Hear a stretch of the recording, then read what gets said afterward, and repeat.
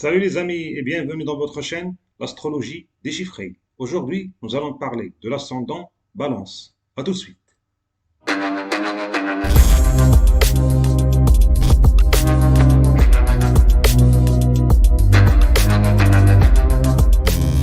L'ascendant est le signe qui se lève à l'est au moment de votre naissance. Et ici, nous avons l'ascendant Balance. Donc, le signe de la Balance se levait à l'est de l'horizon au moment de votre naissance. L'ascendant permet de définir la position de chaque signe dans chaque maison. Et de ce fait, il définit la carte de votre vie. Ça permet de dire comment sera votre vie de famille, vos économies et vos gains, le type de travail idéal pour vous, votre chance, etc. L'ascendant, c'est la première maison, celle de votre corps physique et de votre caractère et de votre apparence physique et vestimentaire. L'ascendant est aussi le masque que vous mettez pour affronter le monde extérieur. C'est comment les gens vous voient de l'extérieur et c'est la première impression qu'ils ont de vous avant de parler. Le signe de la balance est un signe cardinal d'air. Signe cardinal veut dire qu'il aime initier les choses et signe d'air, c'est-à-dire qu'il est orienté intellect, échange d'idées et intelligence. Balance est gouverné par Vénus et Vénus représente les relations, tout type de relations. Ça représente établir un lien avec l'autre. Balance est un signe sensuel et diplomate. Balance aime se connecter avec les gens et il aime établir un lien avec les gens en utilisant la créativité, c'est-à-dire à travers l'art, le design, la mode, le cinéma, le chant ou la musique, tout ce qui est artistique. La balance cherche à trouver l'équilibre parfait dans ses relations entre l'autre personne et elle-même. La personne de signe balance étudie toutes les possibilités avant de prendre une décision afin que celle-ci soit prise de manière optimisée et équilibrée. Balance représente. Balance est représentée par la septième maison, ce qui fait que la balance signifie aussi le marché ou bien la place d'échanges commerciaux. La septième maison représente les autres, pas seulement votre partenaire, mais aussi toutes les autres personnes, puisque l'opposé de la septième maison, c'est la maison 1, qui est le soi, notre personne. La septième maison signifie négocier ou bien discuter avec les commerçants du marché et échanger des biens ou services. La signification du symbole de la balance est comme le gars qui, autrefois, prenait une balance dans sa main et partait au marché pour mesurer les quantités échangées et s'assurer que la vente ou bien l'échange est fait de manière équitable. Balance n'aime pas l'injustice et il est conscient de ses responsabilités sociales et il a une opinion sociale précise et il a la capacité de fédérer ses contacts ou bien ses amis et de le convaincre à adhérer à son idéologie. L'ascendant Balance est très équilibré et il essaie de tout faire pour que tout soit équilibré dans sa vie. Cependant, l'ascendant Balance rencontre beaucoup de désordre et d'inégalités ou bien de manque d'équilibre parce que son karma ou bien sa leçon de vie est de balancer et d'équilibrer les choses. L'ascendant Balance aime l'occulte et les mystères de la vie, car la première maison est gouvernée par Vénus et aussi la huitième maison est gouvernée par, par le signe du taureau, c'est-à-dire Vénus.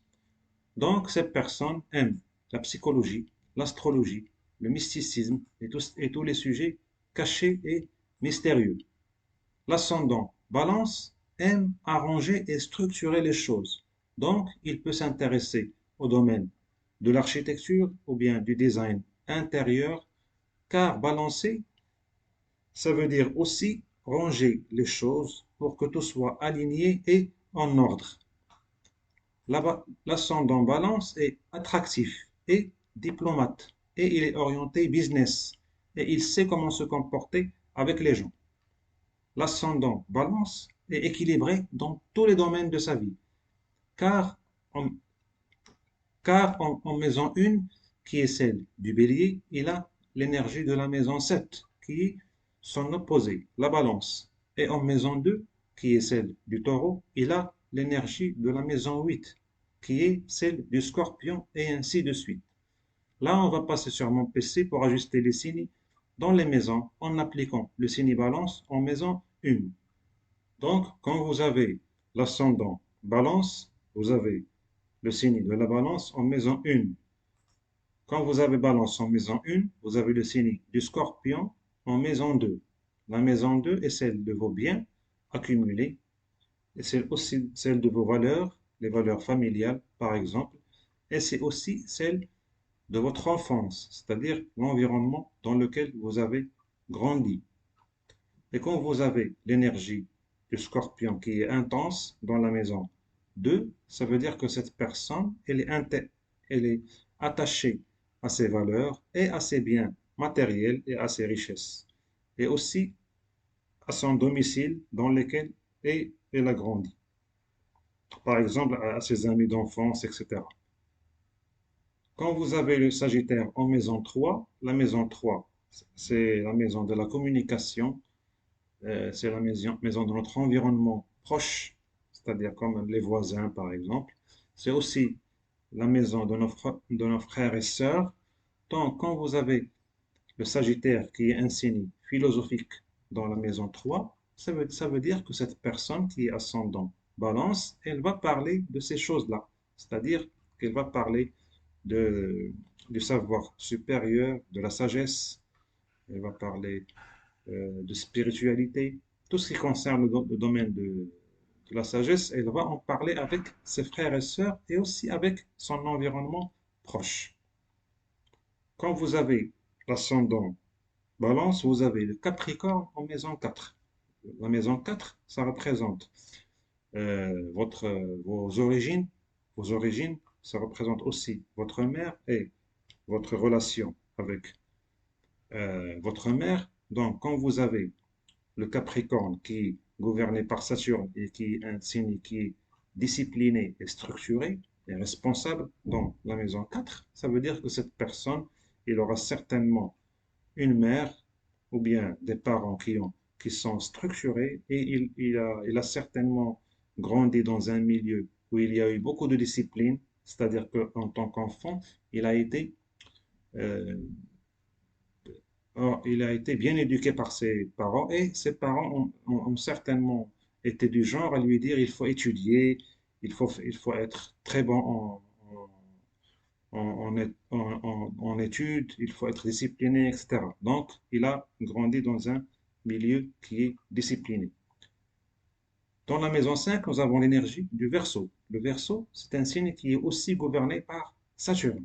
Donc ici, ça peut vouloir dire deux choses.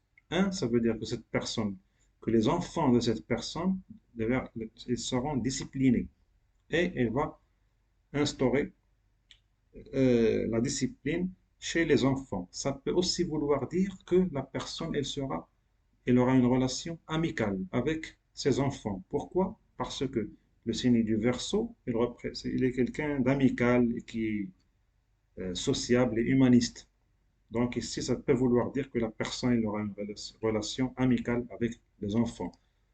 Et la maison 5, c'est aussi la maison de la créativité. Donc ça peut vouloir dire aussi que cette personne, elle peut gagner à travers la créativité. Dans la maison 6, nous avons l'énergie du poisson.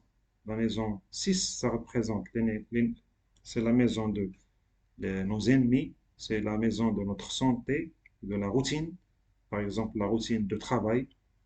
Et quand nous avons le signe du poisson qui est en maison signe, le signe du poisson, c'est un signe qui sait s'adapter au changement et qui peut changer d'attitude en fonction des autres personnes qui sont en lui.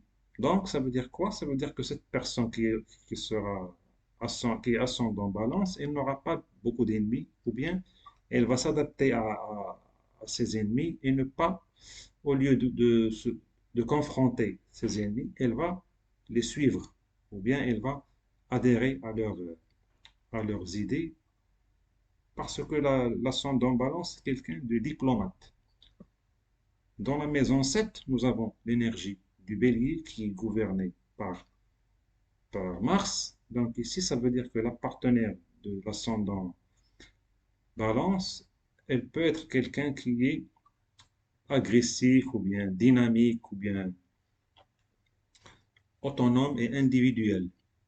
C'est-à-dire c'est l'opposé de l'ascendant balance parce que l'ascendant balance, il est diplomate, il sait comment faire des compromis avec les gens.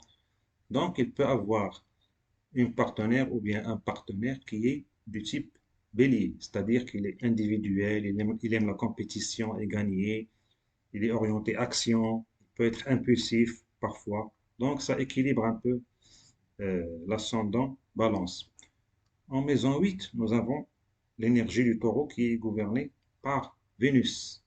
Donc ici, ça peut vouloir dire que la personne, parce que la maison 8, ça représente aussi les fluctuations, ou bien les hauts et les bas.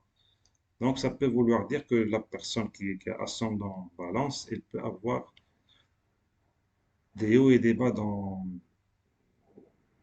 l'aspect financier, c'est-à-dire dans les biens qu'elle a accumulés. Il peut y avoir des hauts et des bas. Parce que le taureau, il représente les biens accumulés, les valeurs, etc. Donc il peut avoir des hauts et des bas dans ce domaine-là. Dans la maison 9, nous avons le signe du Gémeaux. Le signe la maison 9, ça représente nos croyances, nos systèmes de croyances. Ça représente aussi la spiritualité, la religion, le savoir supérieur, la sagesse, le conseil utile. Donc, quand nous avons le Gémeaux qui est un signe gouverné par Mercure, ça veut dire que cette personne, elle va parler de ces choses-là. Elle va parler de, de la religion et de la spiritualité et de savoir supérieur. Elle va en parler avec ses amis et avec son environnement proche. Dans la maison 10, nous avons l'énergie du cancer qui est gouvernée par la Lune. La maison 10, c'est le domaine de notre travail et notre vie professionnelle et sociale. Quand nous avons le cancer ici, qui est gouverné par la Lune, ça représente les fluctuations.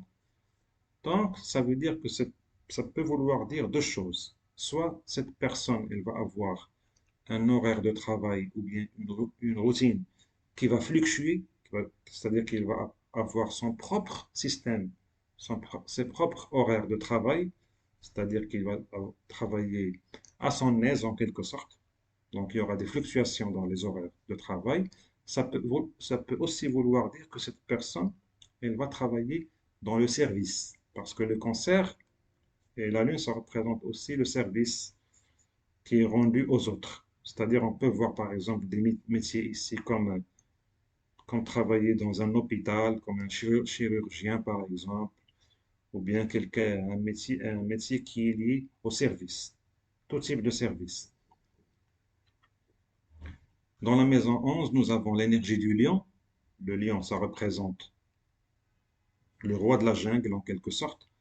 Et la maison 11, ça représente nos amis, nos cercles d'amis, nos cercles de connaissances professionnelles et personnelles. Quand nous avons le lion ici, ça veut dire que cette personne, elle aura des amis ou bien un cercle d'amis qui est loyal. Il sera loyal envers cette personne. Ça veut dire aussi que cette personne, elle peut gagner à travers son réseau d'amis, personnels ou bien professionnels. Ça veut dire peut avoir des gains à travers son réseau de relations. Dans la maison 12, nous avons l'énergie de la Vierge. Vierge qui est gouvernée par Mercure. Et ici, nous avons le côté analyse et structuration d'idées de Mercure. Donc, ça veut dire que cette personne, la maison 12, c'est la maison de la spiritualité, de l'imagination, des rêves, des voyages de longue distance. Donc, ça veut dire que cette personne, elle peut structurer, ou bien elle peut analyser et structurer tout ce qui est spiritualité, tout ce qui est les idées qui sont liées à l'autre dimension. Ça veut dire aussi que cette personne, elle va être calculative, parce que la Vierge, elle calcule tout, et elle analyse. Donc ça veut dire quoi? La maison 12, c'est la maison aussi de nos pertes, pas nos pertes financières, mais nos pertes, c'est-à-dire, par exemple, l'amour qu'on va donner aux autres, ou bien si on fait une charité, l'argent, on donne une partie de nous-mêmes. Ça veut dire la perte, c'est-à-dire que c'est comme la compassion, c'est-à-dire qu'on va donner quelque chose de nous-mêmes. C'est ça la signification de la perte ici.